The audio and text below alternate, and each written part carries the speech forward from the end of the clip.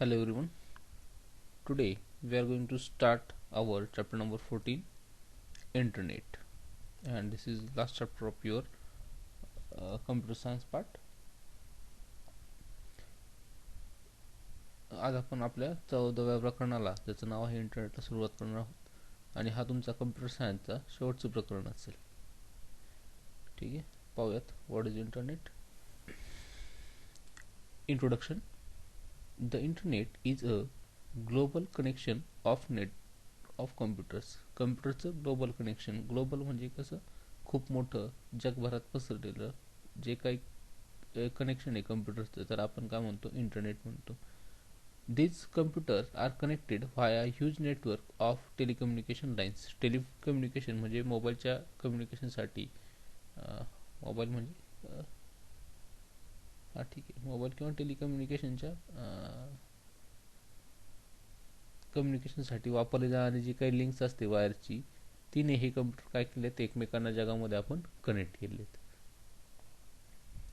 The internet allows you to access to a whole resources of data and information stored at different sites called host and locations around the world.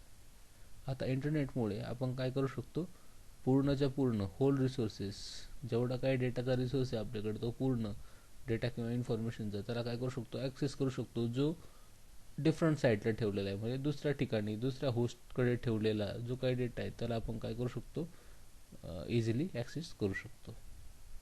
The communication links which interconnect each host computer use a common method of transmission known as TCP/IP, which stand for Transmission Control Protocol or Internet Protocol.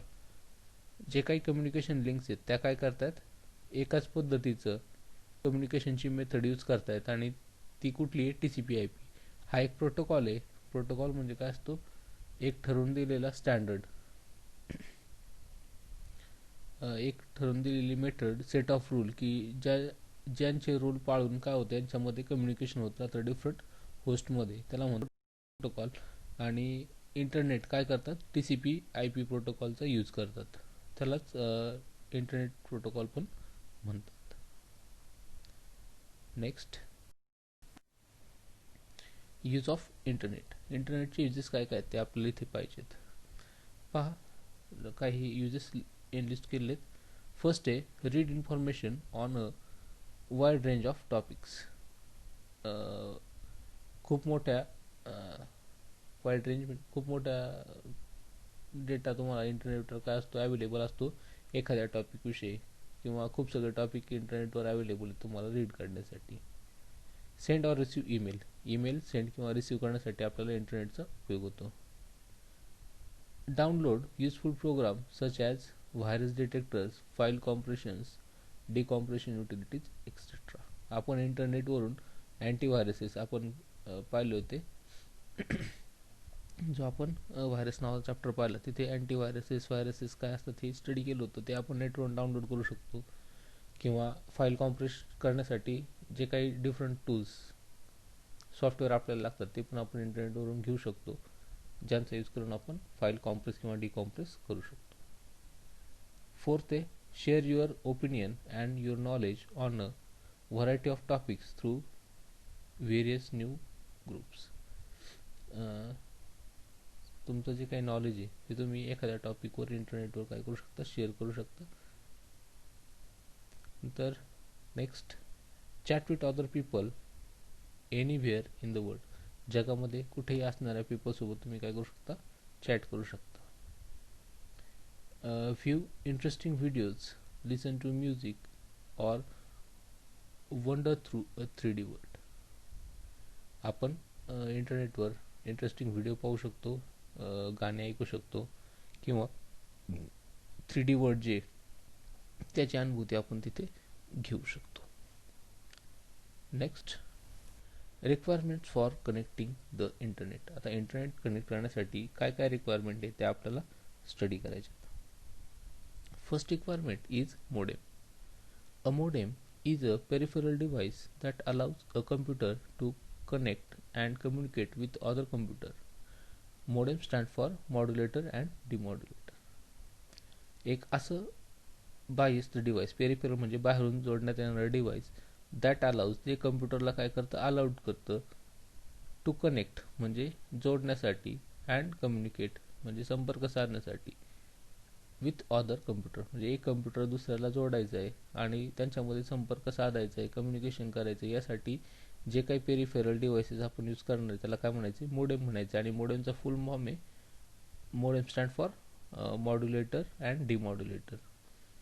Modulator आणि demodulator काय असतं, modulator म्हणजे तुमचा जो काही voice आहे त्याला electronic सिग्नलमध्ये कन्वर्ट करायचं, आणि अगेन डिमॉड्युलेटर काय करतो, इलेक्ट्रॉनिक सिग्नलला पुन्हा व्हॉइसमध्ये कन्वर्ट करतो. या पद्धतीनं हे मोडेम काम करत असतं. Web browser. A browser is a software program that is necessary in order to view web pages on the internet. इंटरनेटवर जे काही वेब पेजेस असतात ते पाहण्यासाठी, तुम्हाला दाखवण्यासाठी, व्ह्यू करण्यासाठी जे सॉफ्टवेअर गरजेचं आहे त्याला म्हणतात browser.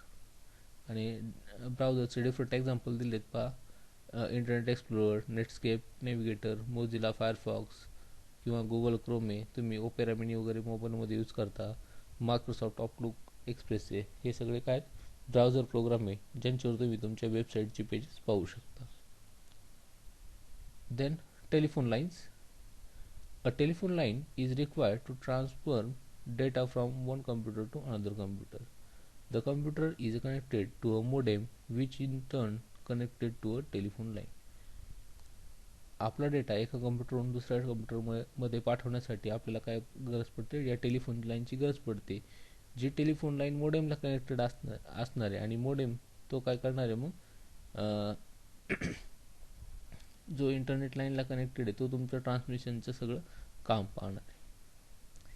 Next is subscription with internet service provider, ISP.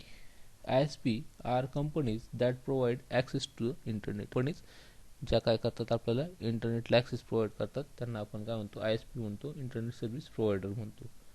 We need subscription with any ISP to get an internet connection.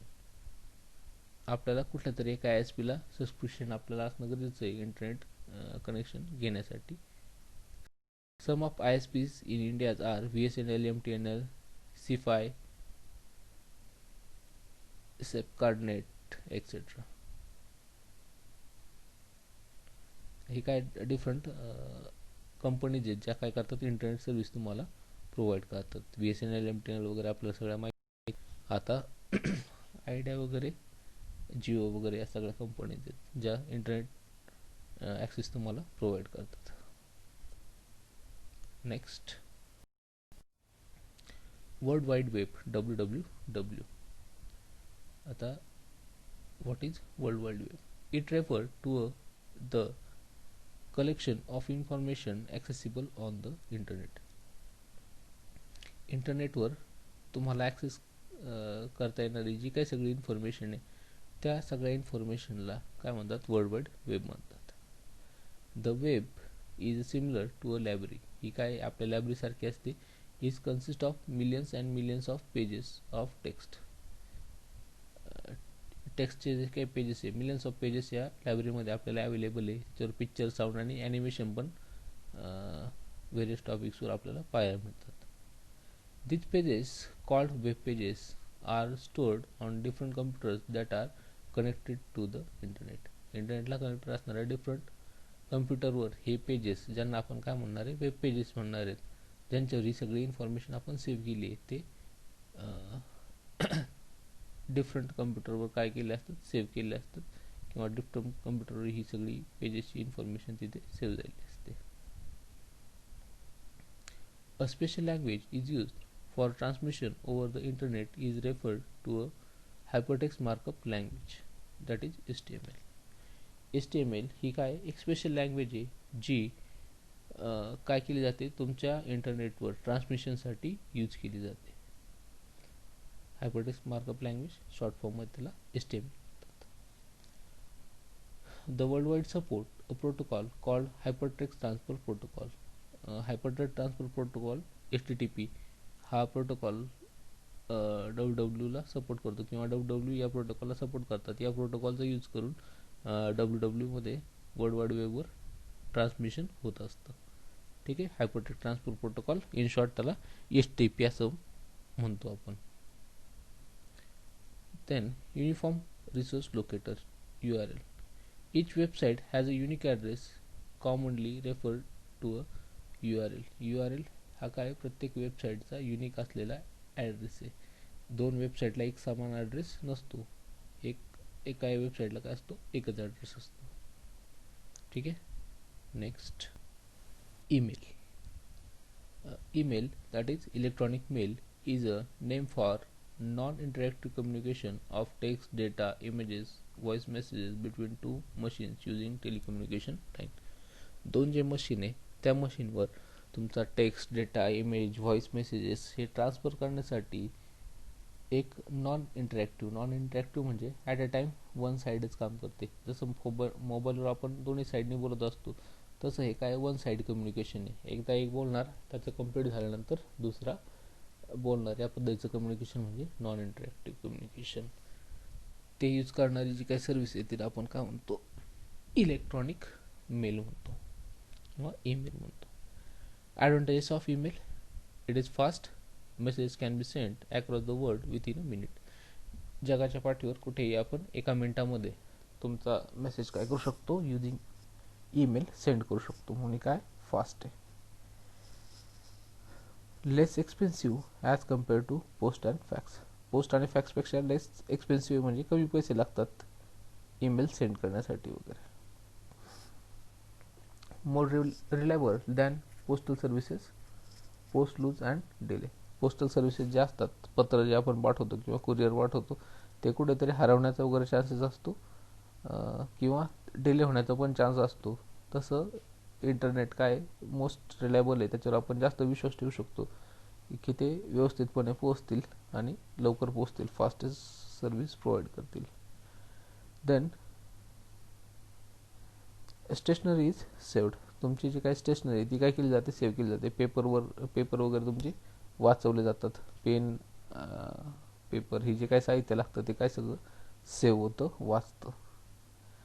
Then time slot of a day is not the binding, message can be send at any time. पत्र एका ठराविक वेळेत दिलं पाहिजे, post ऑफिसमध्ये टाकलं पाहिजे तर ते लवकर सेंड होतं. पण तसं ईमेलवर रिस्ट्रिक्शन नाही आहे. ईमेल दिवसा रात्री तुम्ही कधीही पाठवू शकता, एनी टाइम तुम्ही ईमेल सेंड करू शकता. Next, requirements for opening and email. Email open करण्यासाठी काय काय रिक्वायरमेंट्स आहेत, त्या रिक्वायरमेंट दिल्या आहेत पहा. First is a computer.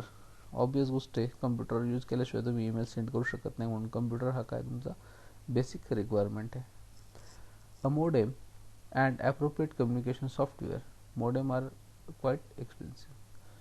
Modem पाहिलं होतं आपण, टेलिफोन लिंकला कनेक्टेड असतात, जे काय करतात तुमच्या व्हॉइसला सिग्नलमध्ये, डिजिटल सिग्नलमध्ये आणि आज डिजिटल सिग्नल्सला व्हॉइसमध्ये कन्वर्ट करण्याचं काम करतात. ते थोडेसे एक्सपेन्सिव्ह असतात, म्हणजे त्यांच्यासाठी पैसे जास्त लागू शकतात.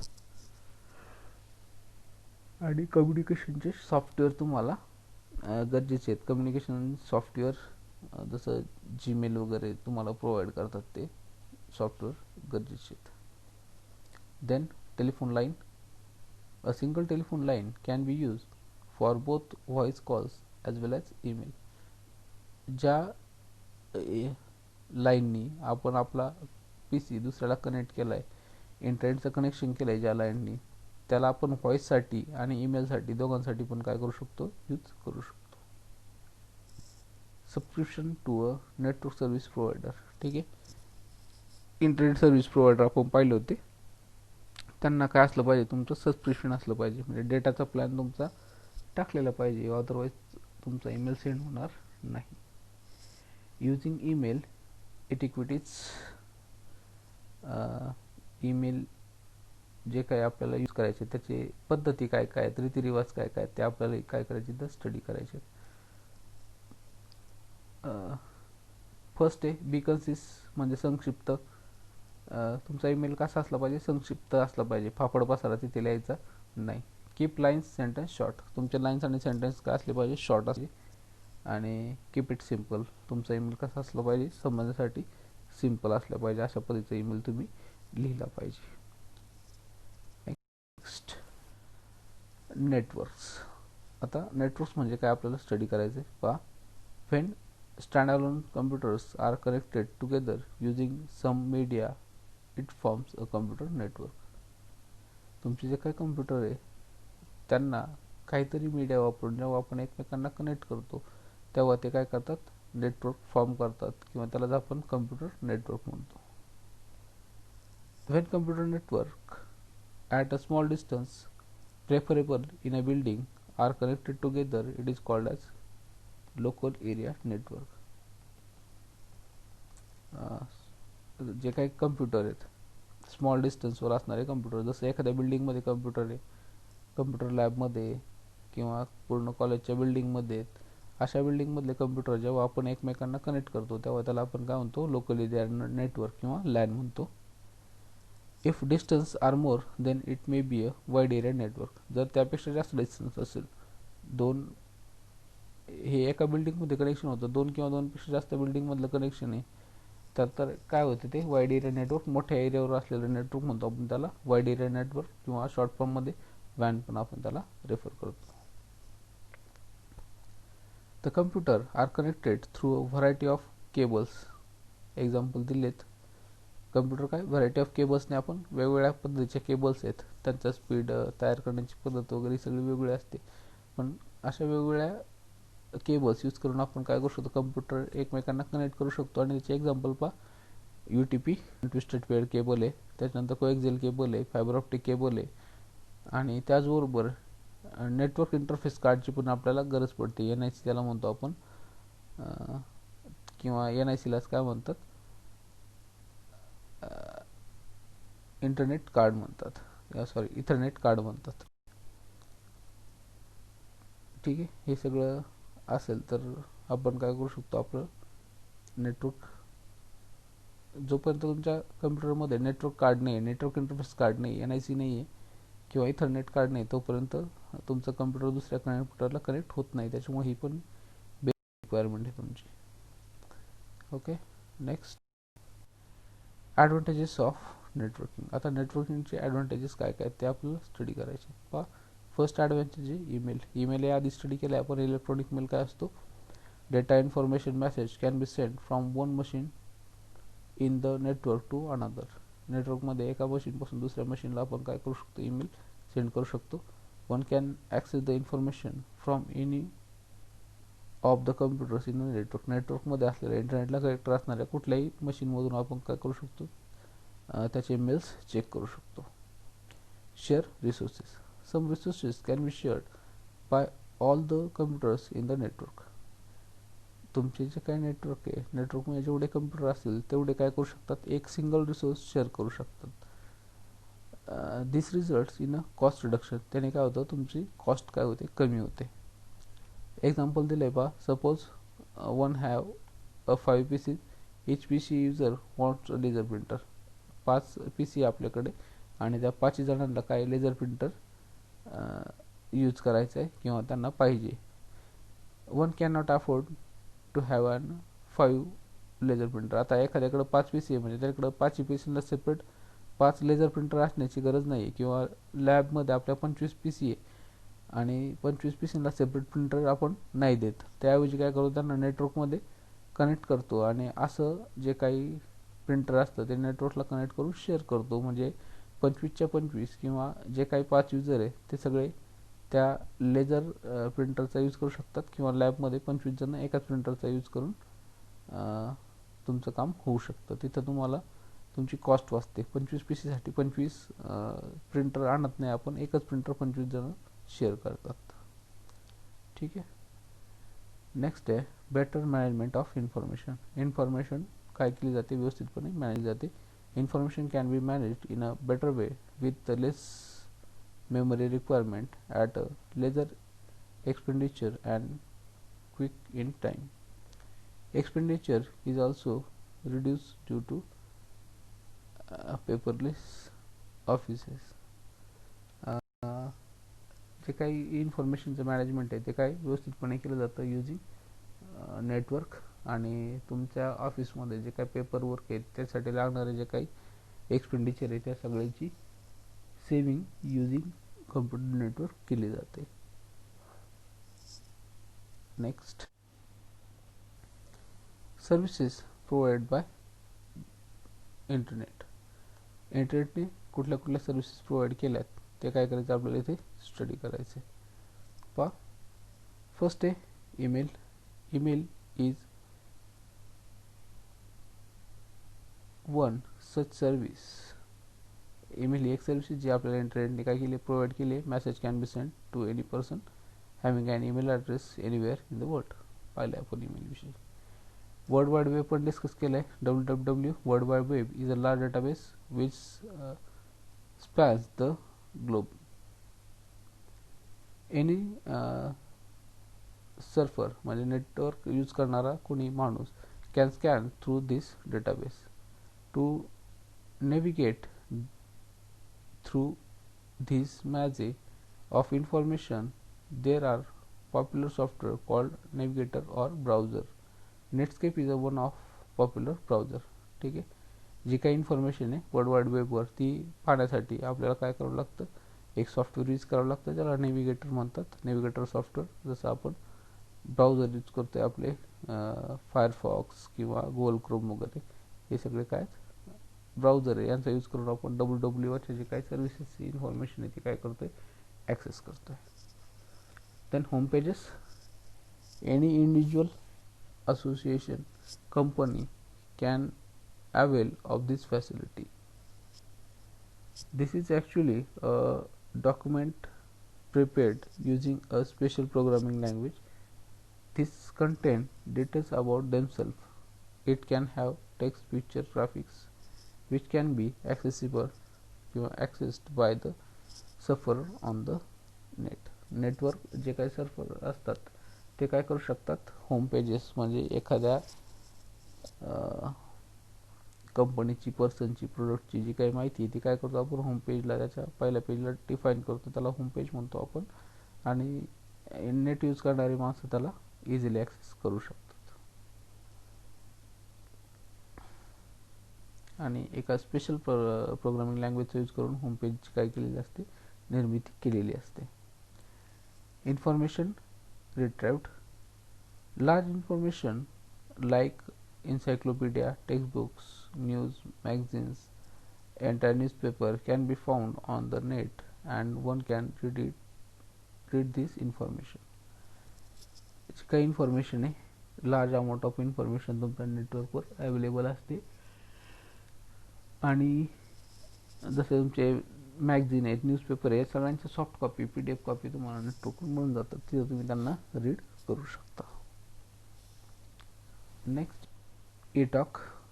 eTalk is a 24 satellite television channel created by a Philippine multimedia system for their DTH satellite provider, Dream Satellite TV.